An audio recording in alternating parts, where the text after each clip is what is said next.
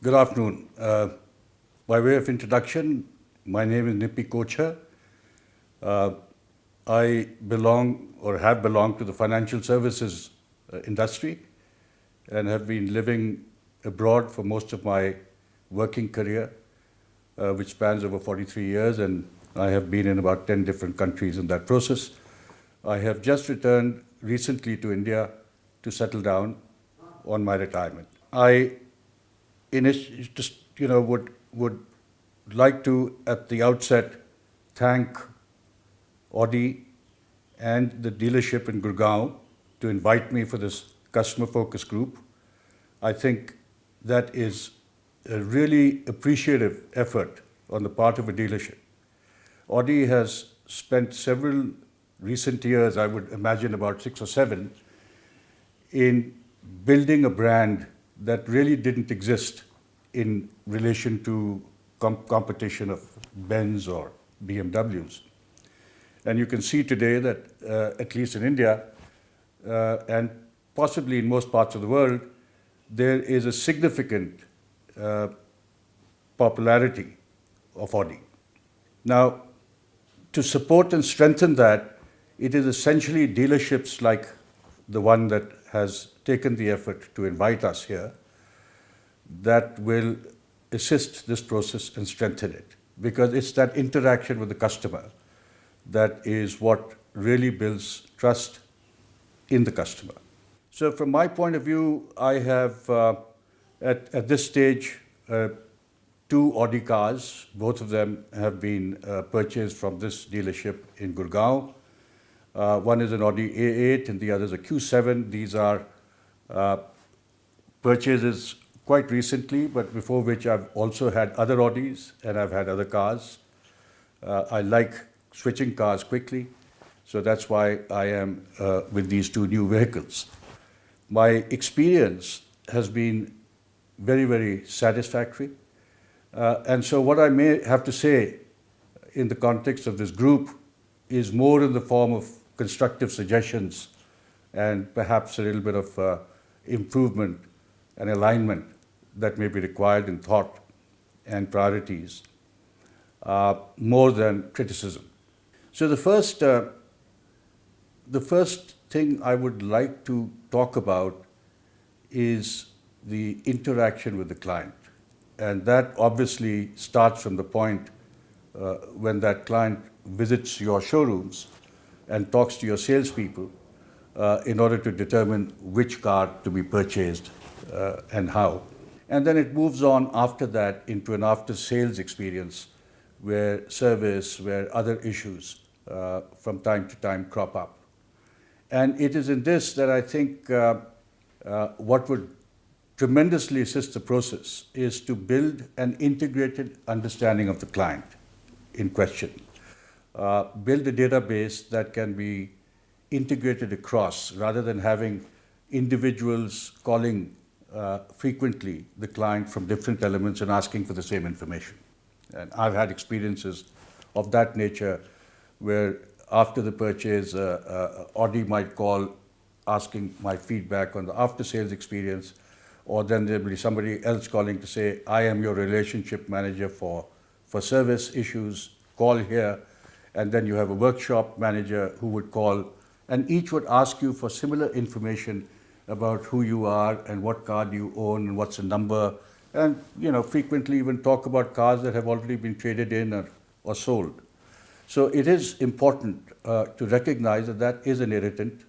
It seems to also, in a way, dampen the benefit of the passion, the enthusiasm, the energy that went in that sale, and the importance that was displayed for the client at the time of purchase. So it is, I think, going to be a very useful exercise to put all that data together, have it accessible by whoever needs to see it within the dealership or the Audi group. And also, I think, potentially see how far it is possible to have that connect with one person rather than so many different people calling in.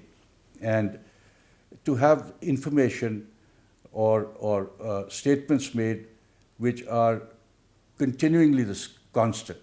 I've had experiences in a recent first service on my Audi A8 where I was advised by someone that the service is due, and I said, well, my car's only done 4,000 kilometers. He said, well, 1 year has passed. It's probably, useful to get that service done.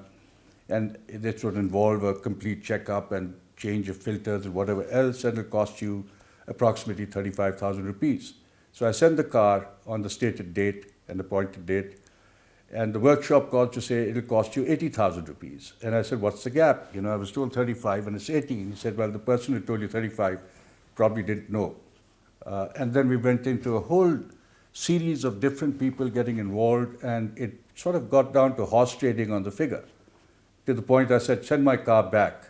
So that irritant is totally unnecessary, and I'm sure it wasn't intended by the dealership, but it could be avoided if the information is available in terms of what commitments have been made to a client upfront and through this process. At this point of time, I would say that Audi has done a great job in aggressively promoting that vehicle and in supporting the after sales on it. The other very critical issue from a client's point of view is the value that this car would retain at the end of a period of time, be it that 2 years or be it 3 years.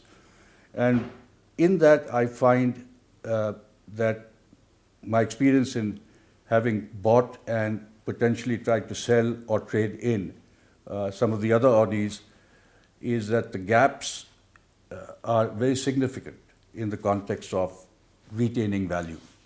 And I think in a long-term relationship, to build that for not just one purchase from a client or by a client, but constant purchases from him, that's how you build your profitability and that's how you build a relationship, would involve some thought being given. And in this, I would also think that Audi as a group need to collaborate in establishing how that value can be protected to a reasonable level. So if you assume that at the end of 1 year that value should be no more than 20% down, or 2 years is 30% down, or 3 years is 40% down, then that's something that Audi and the distributorship should try and ensure. And I think that can be done quite easily, because one of the reasons why the values are low is because the buyback chain of sale is very scattered, as I have observed. And I find that there are lots of dealers who intermediate, and therefore they build their own margins of profit. And therefore, even the used car sections of the dealership tend to sort of grossly underprice the car, because in addition to the cost of holding it, there is the potential that it's essentially going to go through a dealer who will then go to the end user.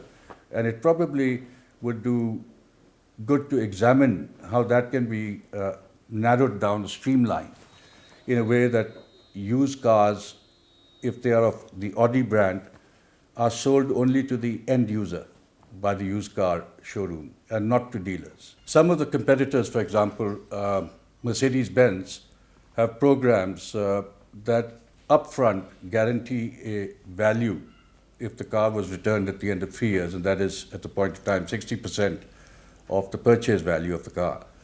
And to have a similar program within the Audi system, and by Audi Gurgaon, for example, would do wonders in making the decision to buy much quicker. Because if Mercedes can do it, I'm sure this is not a rocket science. It is something that could easily be structured financially. And of course, I would strongly urge Audi as a group to collaborate with Audi Gurgaon and other dealers to make that happen, so that it becomes possible. I suspect a lot of this doesn't happen because that integration between the car manufacturers such as Audi and the dealers such as Audi Gurgaon has not taken place, and there are other verticals in terms of the finance group and the sales group and everything else that are unable to put this together. And it eventually does happen, and when it does happen, it's probably too late. So I think it's something worth considering, worth looking at and introducing for the benefit of future sales and for expanding the total value you're getting from a particular client that you spend so much time and effort to build.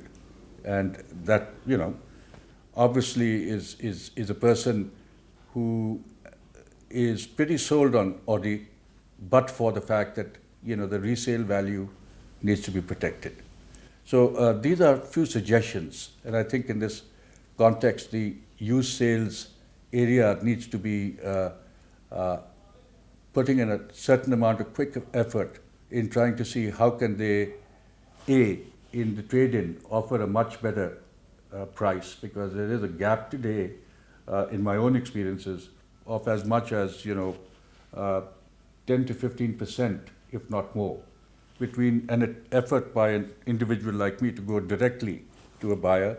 Other financial structures that support the purchase in a manner that meets more the objective of the client rather than a promotional scheme of the finance department in Audi could also be useful. And in that, I would say that, the process should basically involve an understanding. You have, for example, products that essentially reduce the EMI for the first 11 months and then have a balloon EMI on the 12th month. Now, that's a very good product, but it is suited for a client that would potentially have an earning stream and a cash flow that is supported by bonuses that are paid towards the end of the year. And therefore, the scheme would make it affordable through the year and, funding the gap at the end of the year. But it would not help a retired person like me that doesn't have an income stream that is, suddenly going to balloon at the end of a period of time. It's a steady income stream. So for me, a program like that is irrelevant. And so to understand that what my objectives would be and how my financing needs could be better accommodated is also something where that integration with finance and coming up with structures that would help that process could be beneficial. All in all, I am now, a pretty converted Audi man from a BMW guy that I was earlier, and I hope I can continue that relationship into the future. Thank you.